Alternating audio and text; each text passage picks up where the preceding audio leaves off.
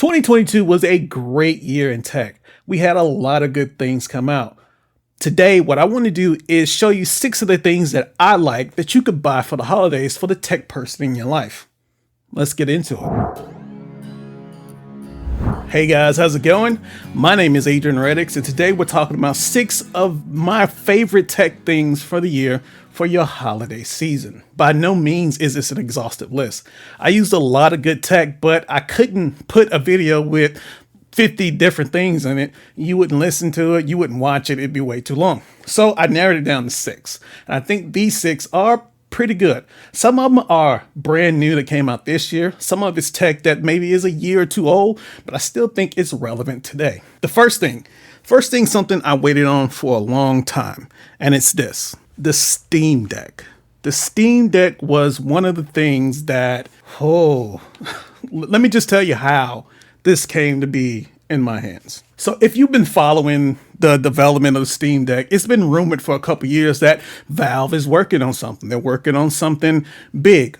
Okay, cool. So in the middle part of 2021, they announced, hey, make a reservation and we'll have your Steam Deck ready for you at the end of the year. So I waited like 2 days and put my $5 down on my Steam Deck. Well, if you remember, 2020, 2021, we had some issues with production as far as things being shut down with chip shortages. And the reason why is there are not many companies in the world that can make semiconductors or chips for certain devices. You have companies that make computer chips for stuff, but not on this level. So when you're making a chip, it's not, you can't tell your manufacturer. Most companies don't manufacture their own chips.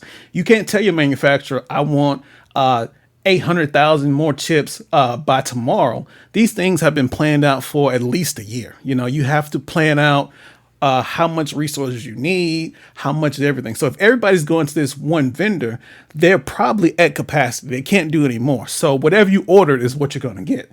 And that's what we ran into. So you had more people staying at home, not a lot of people going out. So more of the chips came through. So the Steam Deck was pushed back time after time again. It got pushed back from the end of 2021 to the beginning of 2022. Then they came out with this quarter thing, and they were like, "Hey, if you've made your reservations between this and this, you're the first quarter of the year, second quarter." I end up being the third quarter of the year, so I waited a year to get that Steam Deck. So, what is the Steam Deck, and why is it good? So Steam Deck is a handheld computer.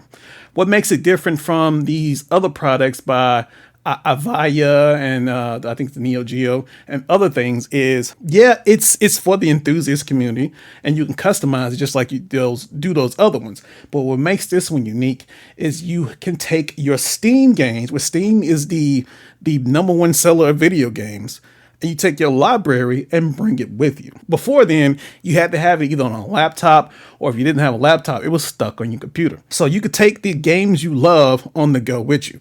You can't do that with a Avaya or and then these other handheld mini computers because they don't have a built-in Steam installer or a Steam launcher. I mean, the biggest competition to the Steam Deck, or the one that people compare it to the most, is the Nintendo Switch. Nintendo Switch is kind of, you're limited on what you can do on the actual platform. Let's say if I wanted to take Steam and all this other stuff off and put a Windows install on it, I could do that. It's a real enthusiast tinkering piece of equipment. Of all the great things the Steam Deck is, it does have a couple big flaws. And with it being the first version, I kind of get it. My biggest issue with it is battery life.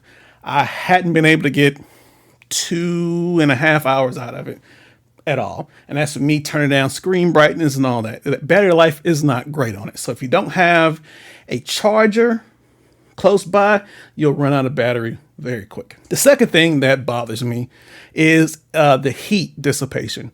It gets so hot, like on the back to the upper part of the device, it gets very, very hot. And I don't know if that affects the battery performance or it affects the performance of the machine, but it puts out a lot of heat. And the third thing is the screen. I would like a better quality, a higher pixel, a higher resolution screen.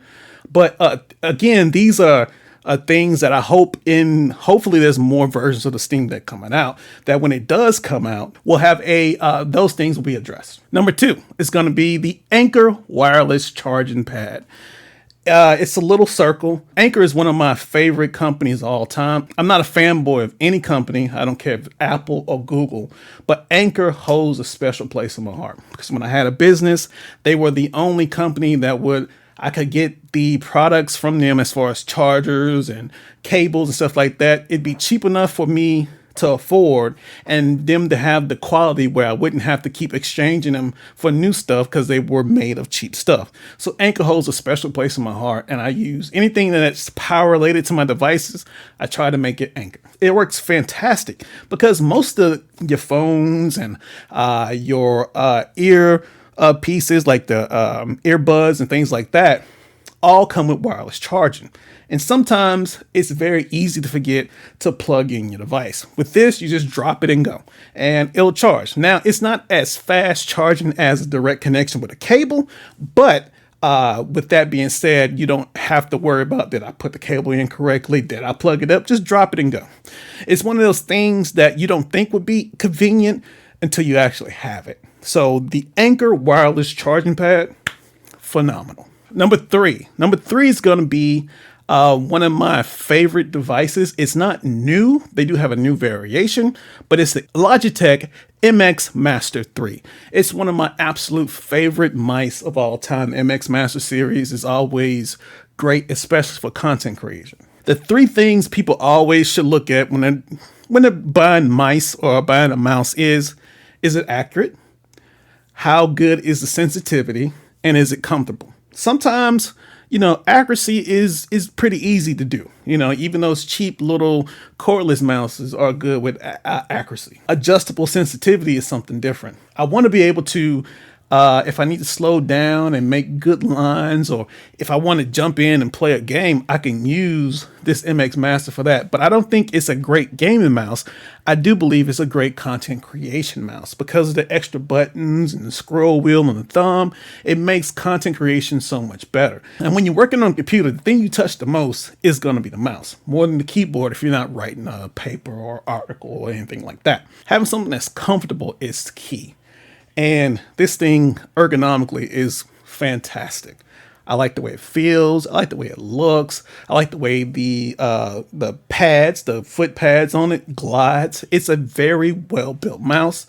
It is a little expensive, like $100, but I don't see myself using anything else for my main mouse. I do have like this one right here, the Qatar, but that's my travel mouse. But the MX Master is a beast when it comes to content creation. If you're a content creator, or if you want something that's really ergonomical and that feels good and that's quality, the MX Master 3, you can't go wrong with it. Either the 3 or the 3S, either one. Next one is something that's not tech, but kind of tech. Let me show you. It's this Govee lamp, and it's just something that, well, I guess I should plug it up first, huh? Okay, it's plugged up now. So, it is a lamp that is RGB, and it has a mode where, as you can see, it's blinking because I'm talking. It can go with the music. Like if I want to play some music like this, it responds.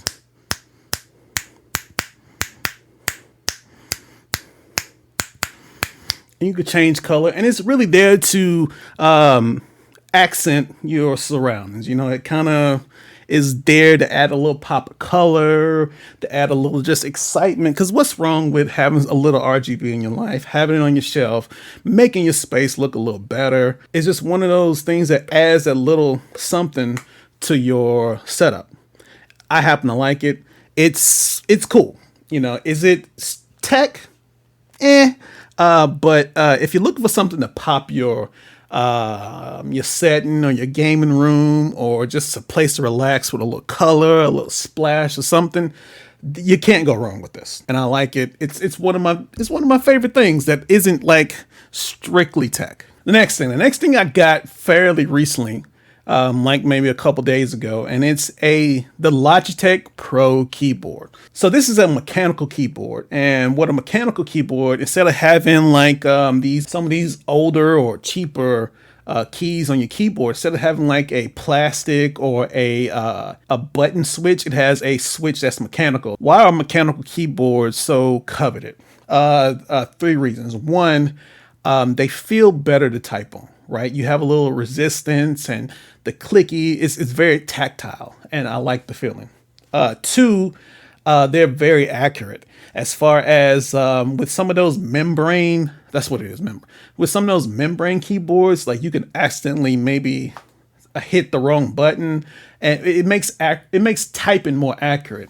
And three, when you get into the enthusiast side of it, you can make it as customizable as you want to. You can add different switches. You can use pudding caps. You can do a whole lot of stuff when it comes to mechanical keyboards. This one, you can't switch all this other stuff. And it's using a mechanical switch that's kind of the entry level into mechanical keyboards. It's a blue switch, and the blue switches aren't as refined as some of the other switches, but it's a very good experience when you're talking about beginning on a mechanical keyboard.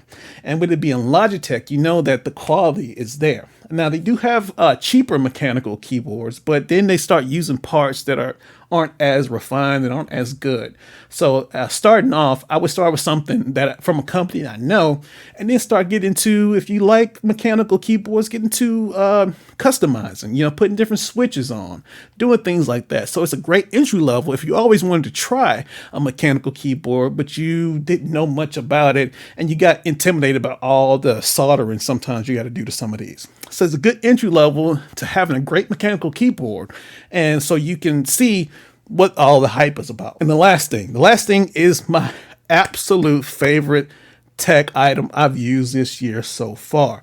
And since the year is almost over, I don't think anything else will compare to it. And that's the Samsung Tab S8 Plus. It's one of my favorite tablets of all time. Now, mind you, that I do believe before this tablet came out that Apple was the king of tablets. I still think Apple is still the market leader. It still dominates. They still have a good product. But the S8 Plus is the best Android tablet on the market, and it's the best Android tablet I have ever used. This is my opinion. Maybe there's another Android tablet out there that's better. I don't know. But in my opinion, the S8 Plus is a great thing. And why is that? One, the screen is so good. It's a 12.4 inch screen, is S AMOLED. The colors in it is great. It's crisp, very crisp. 120 hertz screen, so it's very smooth. It's very fluid. And it has just a great amount of real estate to bezel. It's very light. It's a very thin tablet, but it's very powerful also. You can do things like, and what it does come with that the iPad doesn't, is it comes with the S Pen.